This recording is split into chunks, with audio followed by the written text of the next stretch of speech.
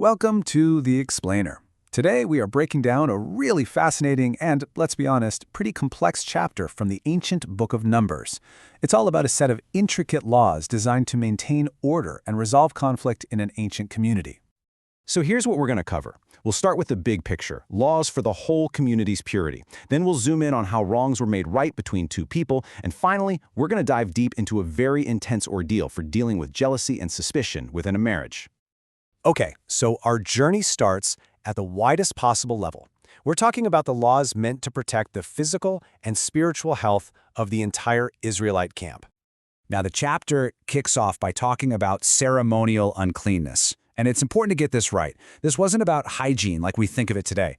It was really about maintaining a sacred space, a community that was set apart and ready for a divine presence.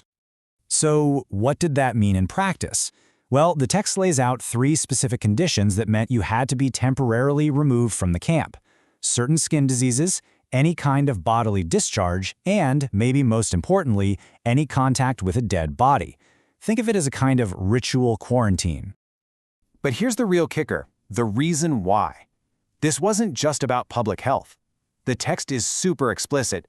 It says it's to avoid defiling the camp, because that's where God was believed to dwell among them. For a people whose entire identity was wrapped up in this divine presence, keeping their shared space pure was everything. It was about survival. All right, so from the whole community, the laws now zoom right into the individual level. They get into how you restore order when one person messes up and wrongs another. So, what happens when you do wrong someone? How do you actually make things right again? This is a fundamental question for any society, and this next law gives a very specific procedure for restitution. And they lay out this really clear 4-step process. First, you have to confess what you did. Then, you make full repayment. But, and this is important, it doesn't just stop there. Right, here's the crucial part. It wasn't enough to just pay back what you took. You had to add an extra 1/5 or 20% on top of it. This wasn't just a fine, it was a real, tangible way of acknowledging the harm you caused. It was about restoring not just the money, but also the trust you broke. And you know, the law even thinks ahead.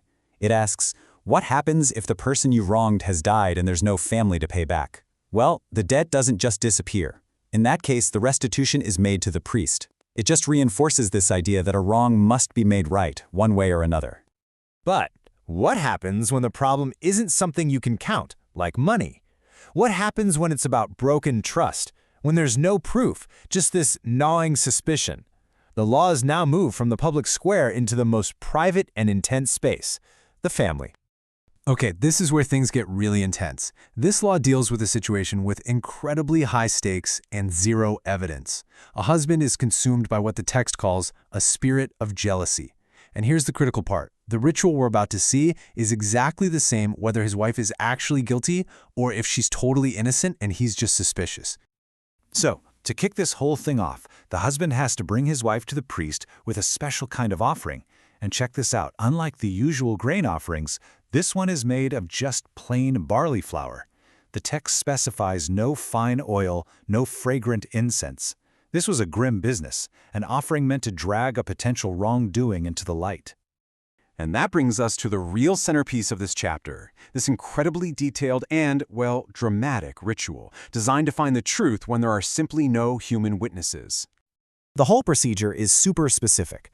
The priest mixes holy water with dust from the sacred floor of the tabernacle itself. A really symbolic act, right? Grounding the whole thing in that holy space. The woman stands before the Lord, her hair is unbound, she's holding that jealousy offering, and the priest prepares this powerful oath before she has to drink the water. Then comes the oath.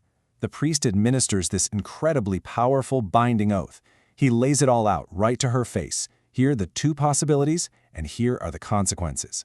It is a moment of truth where the terms for a divine judgment are spelled out with absolute clarity. And it's so important to see that the woman isn't just a passive object in all this. She has to agree to it. By saying, "Amen, so be it," she is actively, verbally accepting the conditions of the test and whatever outcome it brings. She's placing her fate in the hands of this divine process. Okay, so how does it all end? The text describes the ordeal concluding with the bitter water itself acting as a kind of agent of divine judgment, and it leads to one of 2 very, very different fates. And the 2 possible outcomes? Man, they could not be more different. If the woman is guilty, the text describes a curse of bitter suffering, physical pain, and public shame. But if she is innocent, she's completely unharmed. She is cleared of all guilt, and, as a sign of her vindication, the text says she'll be able to have children.